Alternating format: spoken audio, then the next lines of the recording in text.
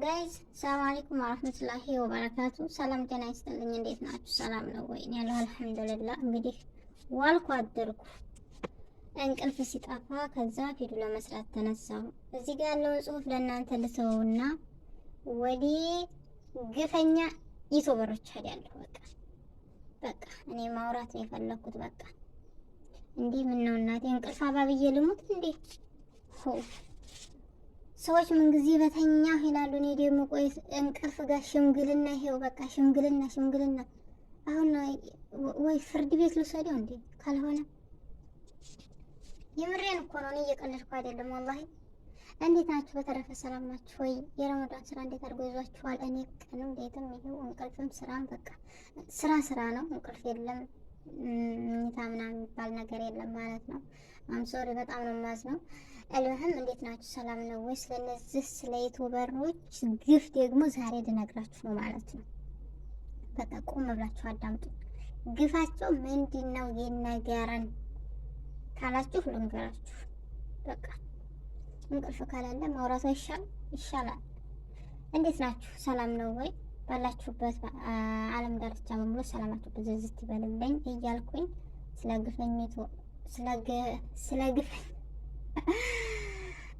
ግፈኞች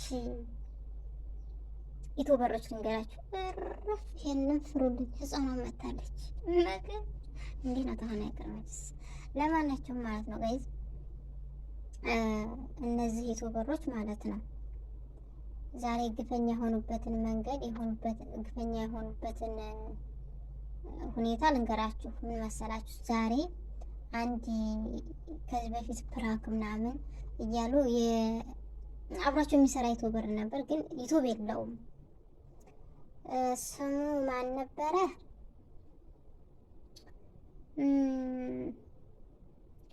አረ ስሙ ጠፋኝ። ስሙ ፍጽ የሚባል ማለት ነው። ከዛ ምን አረጉ? ዛሬ ጨረቃዎች ምን አደረጉ? ዩቲዩብ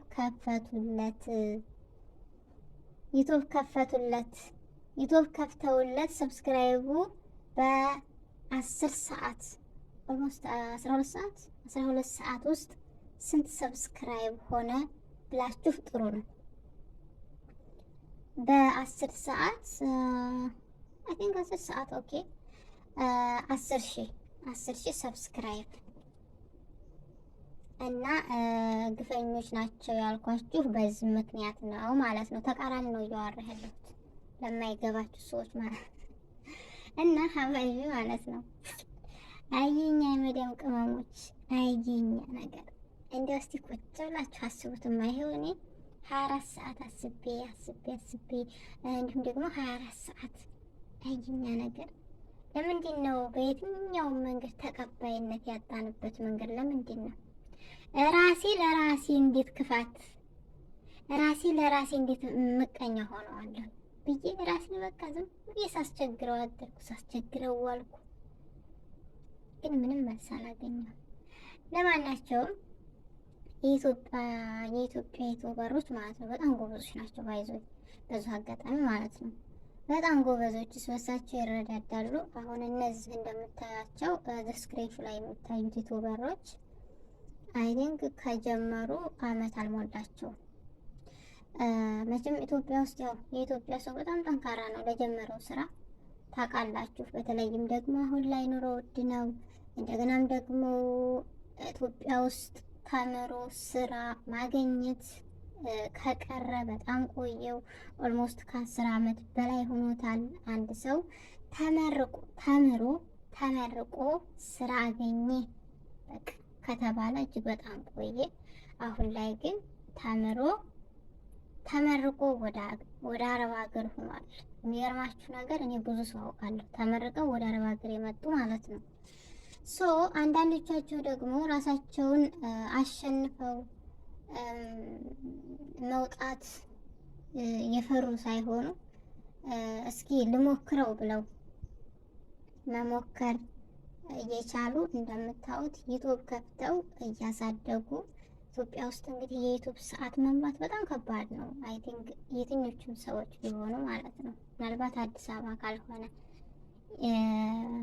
አንዳንድ ትንንሽ ከተሞች ደግሞ ያው የዳታ ችግር አለና ለድምፄ በጣም ይቅርታ በነገራችን ላይ እና አንዳንዶች ደግሞ ያው ኑሯቸውን እዛው እያሸነፉ አሁን ማለት ነው አሁን በተለይም ደግሞ ከ3 አመት ወደዚህ እጅግ በጣም ኢትዮጵያ ውስጥ ዩቱብ መክፈትና መንቀሳቀስ ተጀምሯል። ምክንያቱም ቅድም እንዳልኩት ማንም ሰው ተምሮ ተመረቀ ከተባለ በቃ አለቀ ነው ነገሩ። ስራ ያዘ የሚባል ነገር የለም እና ያንን ተጠቃሚ በመሆን እስበሳቸው እየተረዳዱ ይገኛሉ። ከመንግስት ተስፋ ቆርጠው ማለት ነው።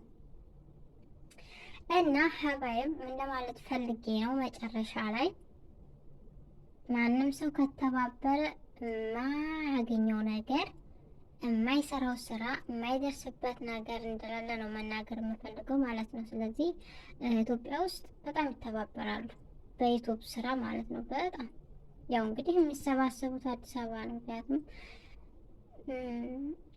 አንዳንድ እንትኖች በቃ ለዳታ ሲባል ማለት ነው ያው አዲስ አበባ ስለማይጠፋ ዳታ እዛ አሪፍ ስለሆነ እዛ ይሰራሉ እና ያው መስራቱ አሪፍ ነገር ነው። በጣም አሪፍ ነው ማለት ነው።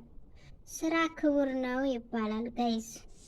እና ግፈኞች ያልኩባቸው ምክንያት በዚህ ነው። እና እኛ እዚህ ቦታ ደርሰናል ብለው የራሳችሁ ጉዳይ አይሉም ማለት ነው። ትልልቅ ዩቱበሮች ዩቱብ ከፍተው ይሰጣሉ። ይሄም እኮ እንደ ትብብር እኮ ነው። ወላሂ በጣም አሪፍ ነገር ነው ብዬ ነው የማስበው እንደኔ ማለት ነው። እኛ ግን እዚህ ተበሳችን አንተባበርም። ቢያንስ እኔ እናንተ እና የኢትዮጵያ ዩቱበሮች በቃ በጣም ጎበዞች ናቸው። የምር በጣም ነው የማደንቃቸው። እኔ የምር በጣም ነው የማደንቃቸው። ስራ ሀያኔ የኑሯቸውን በቃ ላይደስ ራሳቸውን ስራ ላይ ትኩረት ለማድረግ ስደትም የምታዩት ነው። በተለይ በዚህ ሰሞን ያለ ሁኔታ እኔ አጠይቁኝ ወላሂ የማየው ነገር በጣም በቃ ከስልኬ ላይ በቃ የሆነ በቃ አትግቢ የሚል ነገር አለ ማለት ነው። በጣም ነው የሚያሳዝነው። ለማናቸውም